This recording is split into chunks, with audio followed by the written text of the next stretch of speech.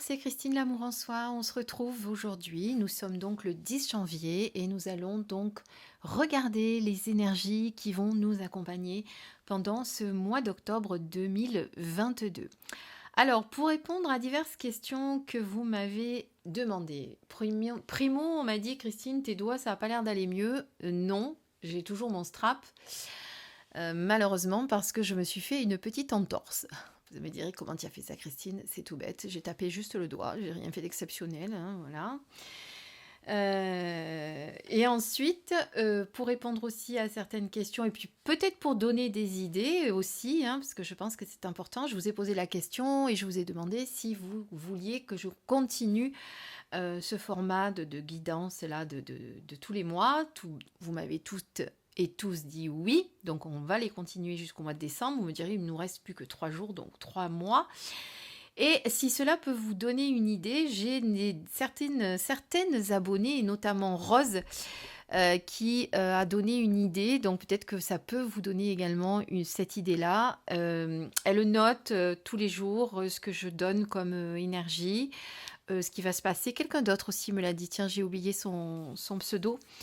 Elle note donc toutes les énergies pour après voir, pour pouvoir y revenir dans quelques mois dessus, dans les grandes lignes. Et ce que Rose fait en plus, elle, c'est qu'elle se fait un genre de tableau de visualisation. Elle va rajouter des couleurs, des images, etc. Donc si peut-être ça peut vous donner des idées, pourquoi pas, pour également étayer ces guidances.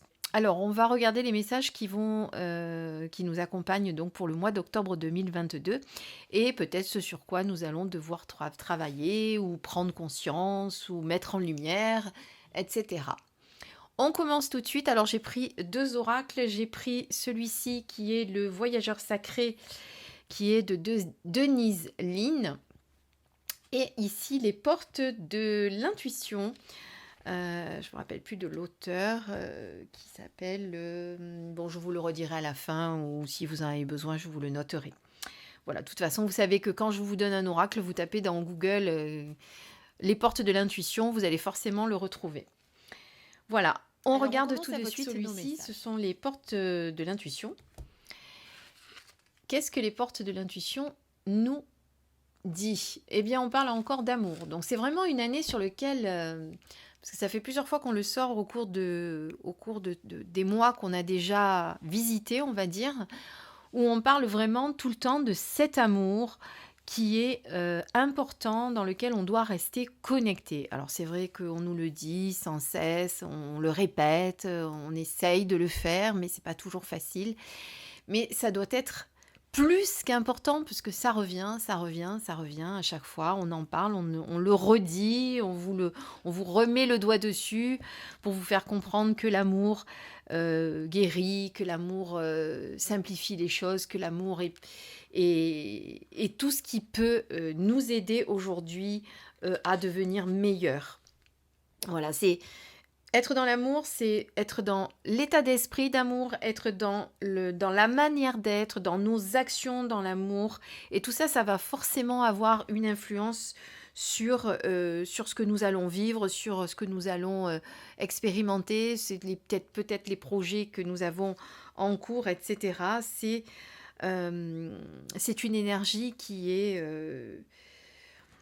voilà, qui est bienfaisante, qui guérit, qui va vous donner, qui va faire monter votre taux vibratoire. Donc c'est une énergie qui forcément est très très bénéfique pour nous tous. Voilà. Être dans l'amour, c'est tellement être dans tout le contraire de ce que l'on peut être en ce moment, dans la peur, dans l'angoisse, dans l'anxiété, dans la colère, dans le reproche, dans le jugement. Voilà, c'est vraiment tout le contraire de ça, être dans l'amour.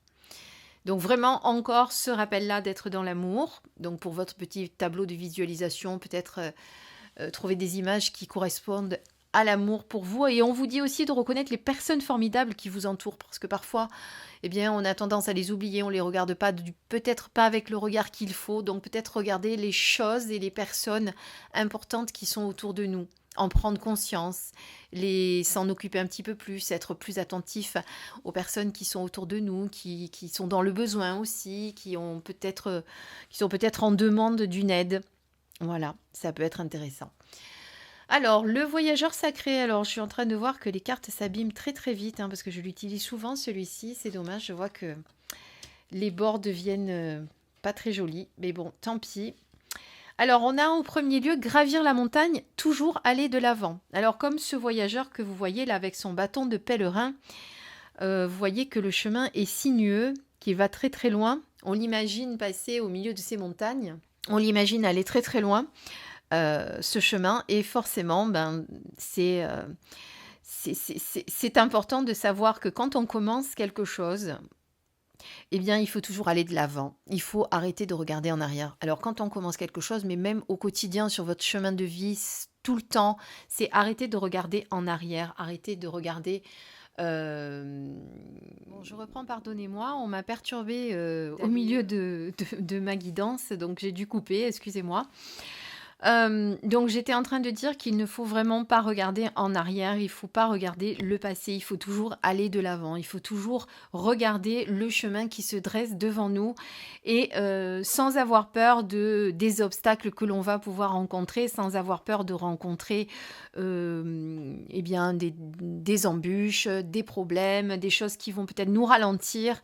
Voilà, il faut vraiment penser à aller de l'avant et ne pas regarder par-dessus son épaule ce qui se passe derrière. Voilà, ça c'est très très important, quoi que nous fassions, de vraiment savoir ça et de le mettre en pratique à chaque fois que vous faites quelque chose.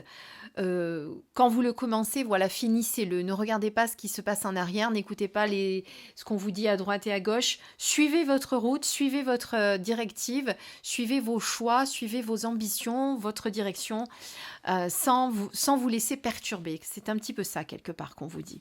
Voilà, donc pendant ce mois d'octobre, il va falloir rester fixé sur ses objectifs, sans se laisser perturber, sans regarder ce qui se passe à côté. Rester concentré sur ce qu'on veut et sans se laisser distraire. Voilà, pour moi, ce que veut dire cette carte. Avec la troisième carte, eh bien, on vous demande de découvrir le trésor. Alors, sous la surface se cache une grande richesse. On a souvent dans notre vie des trésors qu'on ignore parce qu'on ne les regarde pas avec le bon œil, le bon regard, la bonne approche. Donc, quelque part, c'est ce qu'on vous dit ici, c'est peut-être que ce que vous avez à portée de main, peut-être que ce que vous avez sous les yeux, eh bien, vous ne le voyez pas de la bonne manière. Peut-être qu'effectivement, c'est un trésor qui est devant vous, qui est caché, parce que vous avez... vous savez cette expression quand on dit qu'on a des rondelles de saucisson devant les yeux, c'est-à-dire qu'on ne voit pas vraiment ce qui se passe.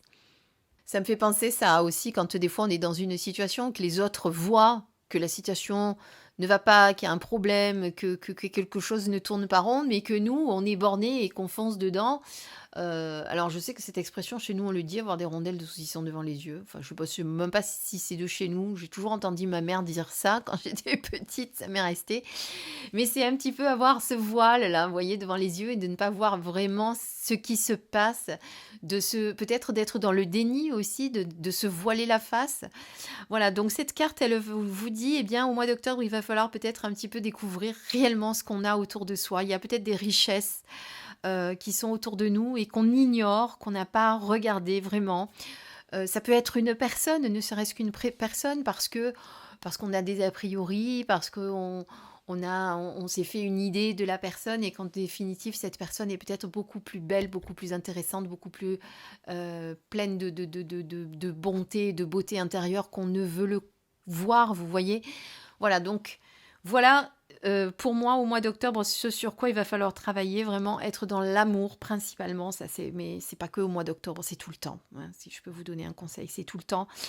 C'est gravir la montagne, c'est ne pas regarder en arrière, c'est aller se fixer des objectifs et s'y tenir, se faire des plans d'action s'il faut, pour mener à bien un projet ou changer une situation, ou voilà, ce qu'on veut faire, et regarder les belles richesses que l'on a autour de soi, qu'on a tendance à ne pas regarder, à oublier, que ce soit au niveau des personnes ou au niveau de ce que nous sommes en train de vivre. Il y a peut-être des trésors qu'on ne veut pas voir. Et ce serait peut-être bien d'un petit peu gratter pour voir dessous si on ne voit pas quelque chose d'autre. Voilà. Ou de prendre de la hauteur, de prendre du recul pour voir la situation différemment aussi. Voilà mes belles lumières, j'espère que cette guidance vous apportera eh bien, des réponses pour le mois d'octobre. Donc, comme je vous ai dit au début de la vidéo, essayez de l'utiliser, de noter tout ce que je vous ai dit pour tous les jours qui correspond à chaque mois, pour avoir une idée de ce que vous allez vivre, peut-être voilà, vous faire vos petits rituels, inventer quelque chose que vous pouvez inventer, ou prendre une idée de ce que je vous ai dit aussi avec le tableau de visualisation par exemple que vous pouvez faire. En attendant, écoutez, vous pouvez le faire aussi, pas dans un tableau, mais sur un cahier ou autre. Hein, voilà. Faites vraiment ce qui vous parle, ce qui vous anime, ce qui vous plaît. C'est le principal, toujours. Je vous embrasse, je vous dis à très très vite pour une prochaine vidéo. Prenez soin de vous. À très très vite. Bisous bisous.